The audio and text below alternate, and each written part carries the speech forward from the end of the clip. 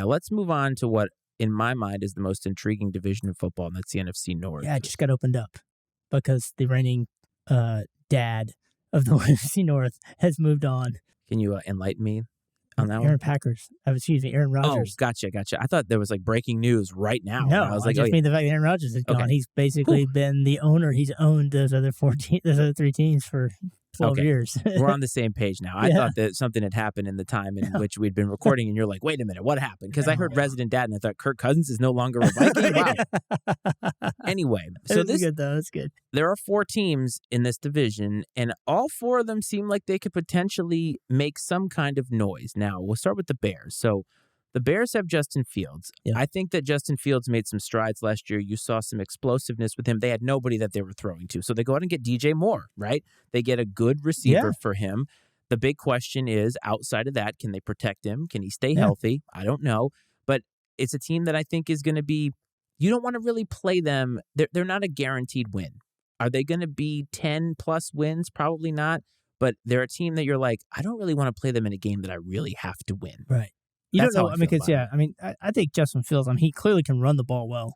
Now let's see what he can do with some good receivers. I think my favorite hot take stat line of the day yesterday was after about the first quarter of the Bears preseason game, like NFL drops a thing like Justin Fields 3 for 5 for 129 yards and 2 touchdowns, fire, and eyeballs like ooh, and I'm like, the guy threw a screen pass that DJ Moore took for 62 yards for a touchdown. Helpful. Then he threw a dump off because he was about to get tackled to his running back behind line of scrimmage, who then took it for 52 yards for a touchdown. Is that Herbert? I don't know. Khalil Herbert, I think. So Virginia Tech Hokie. Not putting it past the fact that is part of the game and that is scoring points. I just kind of laughed at the fact that people would actually use both the preseason game and 2 plays that have negative air yards as an example of why a quarterback is great. Man, I'm sorry. You can't win in the NFL with screen passes. You can win in the NFL with a good screen, but you can't be the best quarterback in the NFL with screen passes. I think that Justin Fields can be great. I think he could be very great. I just was laughing because I didn't think that 2 behind the line of scrimmage passes from yesterday were exactly an example of him lighting it on fire and showing a whole new Justin Fields. I mean, let's not use that as an example of a whole new Justin Fields. It's the preseason, man. We got to find something to grab onto. So the other team, as you've already talked about, is Green Bay Packers. Yep. So this is the Jordan Love era. Now, a lot of people are down on Jordan Love. We got such a small sample size. I don't know what to think of him. I don't either. No clue. A lot of people say he's going to be bad because of what we saw in the very, very small sample, but you never know. I think he'll be fine. He'll probably be average. Your bigger question, though, is Matt LaFleur. Yeah. Matt LaFleur gets a lot of credit for Aaron Rodgers winning a lot of games, but also him not being able to get that guy to a Super Bowl. I think this narrative is the most intriguing thing in this division because I firmly believe that Matt LaFleur is not as great of an NFL head coach as we thought maybe he was because Aaron Rodgers masks a lot of things. And look at what happened last year. You have not as much of a bought-in star, can't get as much out of him, and the coaching, that's your job. Your job is to get the maximum out of your guys. And Jordan Love is going to get his opportunity, but I think the Packers are on that downward spiral of what happens when you move on from a Hall of Fame quarterback. And Packers fans, you've had 2 in a row. It's not always that you're going to go from Brett Favre to Aaron Rodgers to the next Hall of Famer. It's quite possible that Jordan Love may be that next person. And if that happens, then Green Bay, I'm sorry, you must be blessed in some way that no other team in the NFL is. Chances are it's probably not going to be that way. It's just not. I agree. So let's move on to the Vikings, who last year started 7-1 and then lost what felt like a playoff game that they lose perennially. Kirk Cousins. But that whole year, Minnesota felt like a team that was a fraud.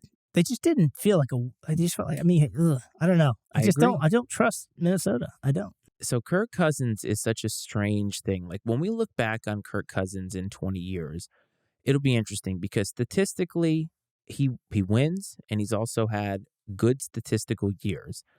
But the strangest part about him, and there's no way to really measure this, is that he just doesn't have that it factor in the biggest games that he plays in. And I know people will say like prime time and all that, and I think it was Cleve that said he's historically bad in night games. So he is the day walker or whatever he called him. And But there's something to that. And you can't measure intangibles like Yeah. somebody who comes up big in the moments. Like there's nothing that differentiates Joe Burrow from Kirk Cousins in those games outside of the fact that the passes get made, the touchdowns get made. And is that talent? Is it some it factor, some clutch factor? I don't know. But Kirk Cousins is not that guy. And the sad part is he's a good quarterback. Yeah.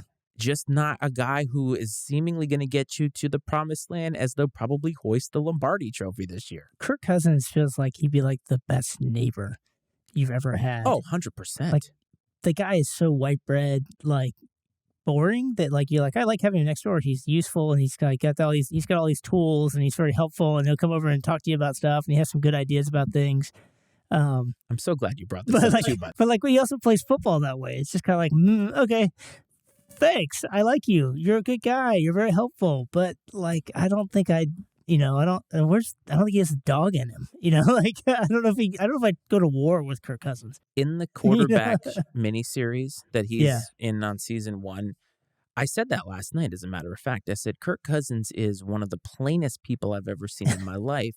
But I don't have anything against... Maybe I'm wrong. I don't know him. He may not be plain, but he seems plain to me. Listen, when you're on a docuseries, that's your chance to be who you are. And all these other guys are who they are. And I will say this, though. Almost every quarterback in the league is boring, to be honest with you. Probably. Like Patrick Mahomes, there's nothing about him that makes you feel like, wow, this guy's so cool. Like, he just wants to be a regular dude. Yeah. Mariota just wants to be a regular dude. Sure. Kirk Cousins is a regular He's about dude. as regular dude as you get. So the funny thing is the his problem wife, is he also is like a regular dude on the football field. In the sense that he's still better than you and I. I mean, I'm not saying it like that. I mean, like, compared to his peers, I feel like that's what comes out. Is the regular dude somehow comes out in the big moments. And he needed to be not the regular dude then. His wife picks out his outfits for game day because he's so hyper focused on football, like that. And it's a strange thing. I agree. Good, yeah, good for him. Like, again, I always feel bad when I say bad things about Kirk Cousins, because he doesn't seem like a bad dude, and he's not a bad football player. He's a good quarterback. I just don't believe for the life of me that he's going to take the Vikings to a championship. No, but he can probably drink water better than I can, because I just spilled all over myself. A little behind the curtain thing for the camera here. But this is a team I feel like probably sitting around 500, maybe double-digit wins, but not going to... Titans level of... Yeah, we said the Titans as their windows. I feel like their window's closing. I feel like Minnesota's window's closing. Yeah, no Dalvin Cook now, so they don't have an elite running back. Because you have like this great receiver in Justin Jefferson, who's just going to kind of squander it away for a few years. Great in a Cowboys uniform in a few years. So the most intriguing team in this division is somehow the Detroit Lions. Yeah, with they really are. Motor City Dan Campbell, MCDC, as coach likes to say. Are they going to let us all down? 9-8 last year. They beat their rivals to keep the Packers out of the playoffs. Mm-hmm. Expectations are incredibly high. And that's where things fall apart for teams like this. Yes. The Browns were like that a couple seasons ago, to the point, I will admit this, I picked the Browns to win the Super Bowl in 2021. Ouch. It is what it is. They had a disastrous season. But this is a team now that's going to have a tougher schedule. They're going to have a target on their back. They're not plucky anymore.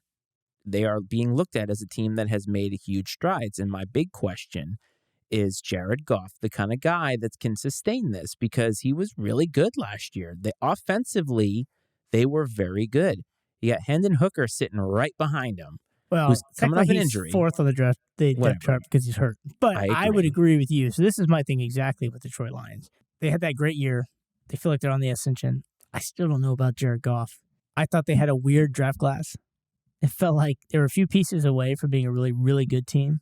And I felt like their draft class initially, with all the draft capital they had, was incredibly underwhelming.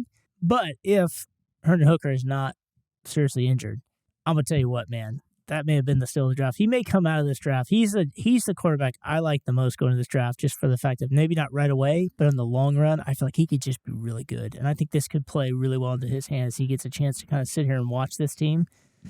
I don't know. Maybe I'm wrong. I know you're mad because you left Virginia Tech. I know you're mad about it. It hurts me so much because so rarely do I say things like, I wish that guy was on our team. But watching him at Tennessee last year be dynamic, win big game after big game. And as I've said a couple times in this recording now, it matters. When you play big teams on the big stage and you beat them, that's invaluable experience. Yeah. And you come into a team. So let's say that let's say the disaster happens. Jared Goff is not very good. This team has wild expectations. They don't meet it. Hendon Hooker comes in at the end of the year, gets some reps with these guys, starts to figure things out. And then you take a dynamic guy, put him on that team, which has weapons, by the way. Mm-hmm. And now it's not this year, but next year. Yeah. And then all of a sudden, they become a team that everybody thought, yeah, we thought they were going to be good, but they're not. And now Hendon Hooker comes in and starts lighting it up, and they start winning games. That's exactly what I'm envisioning.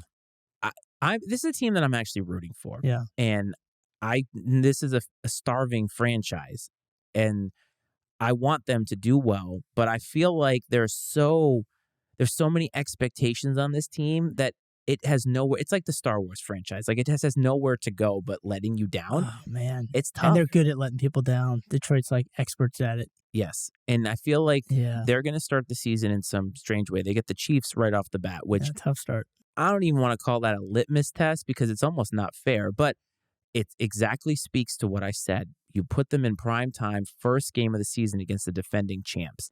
And that, to me, tells that should tell you that the league sees them in that fashion as well.